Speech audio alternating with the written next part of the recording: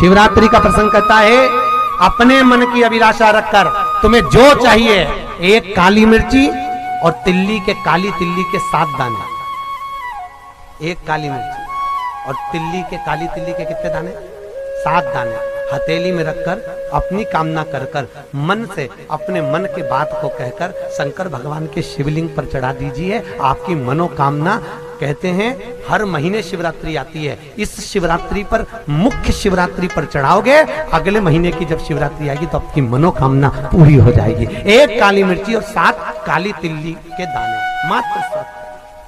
महाराज, जिसके घर में क्लेश रहता हो, बहुत ज्यादा लड़ाई झगड़े हो रहे हैं, सास बहू के झगड़े, ना बहू कुछ सुनने को तैयार ना सास सुनने को तैयार, और घर में बेचारे पुरुषों की आफत, यहाँ भाई भाई झगड़ रहे हो, सास बहुएं झगड़ रही हो, कुछ मत करिए। गेहूं की बाली को तोड़ो।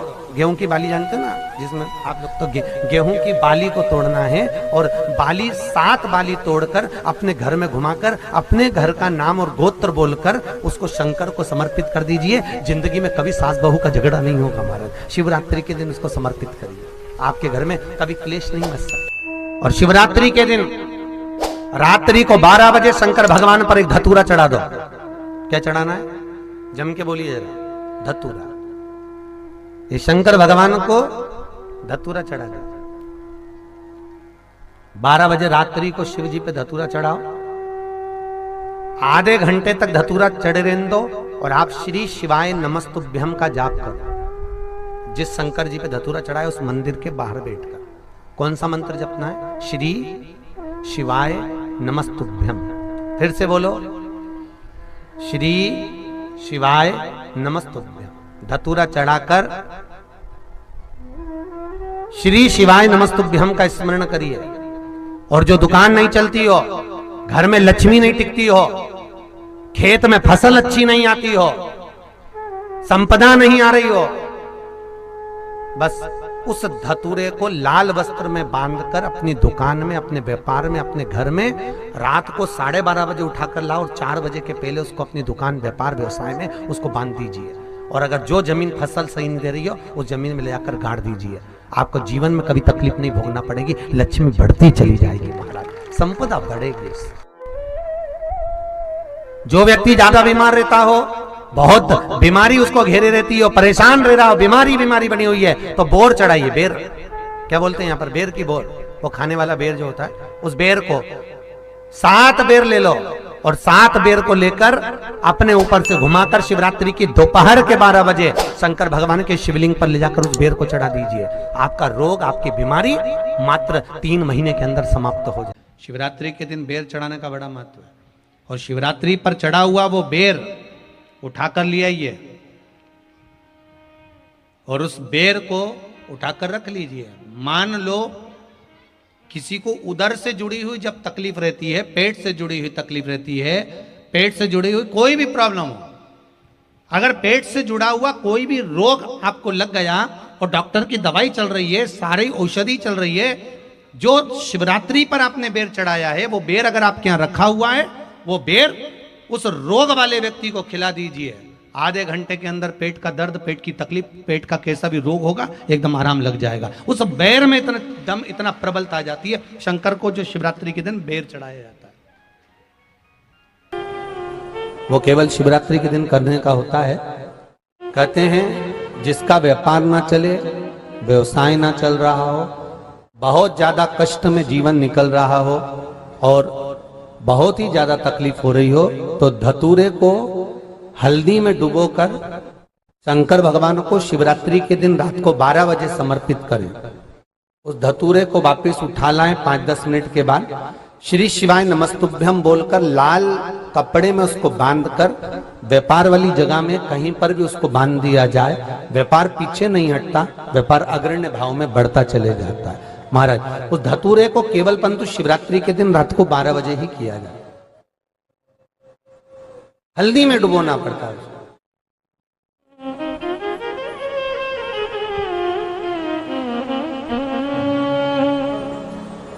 यही प्रमाण एक क्रम में और है महाराज जी। लिंग पुराण कहती है, मान लो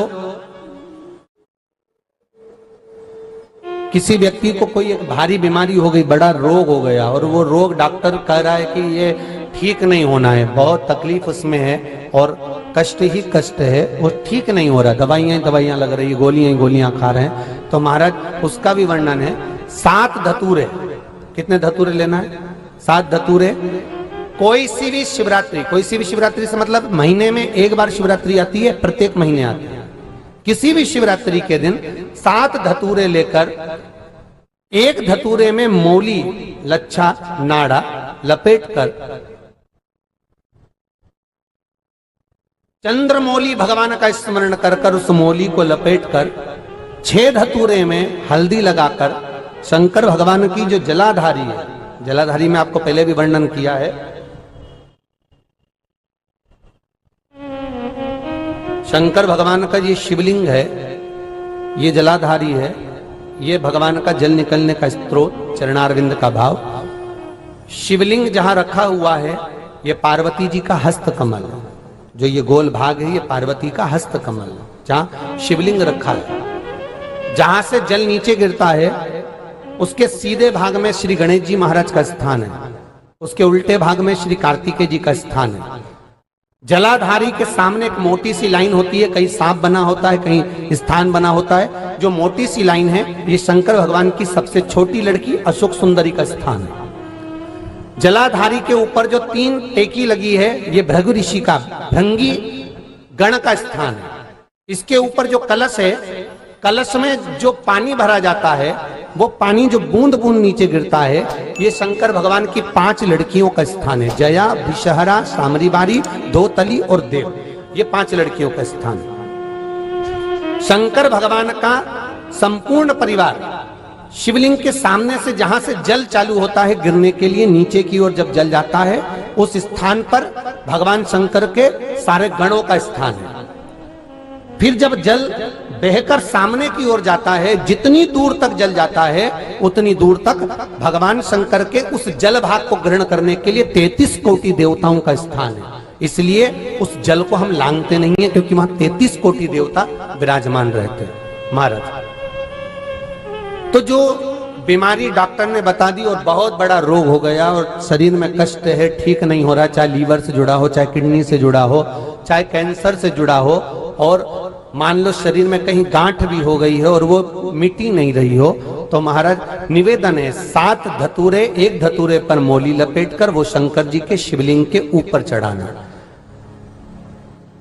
6 धतूरे, उसमें से एक धतूरा भगवान श्री गणेश जी का स्थान, दूसरा धतूरा श्री कार्तिकेय जी का स्थान, तीसरा धतूरा अशोक सुंदरी का स्थान।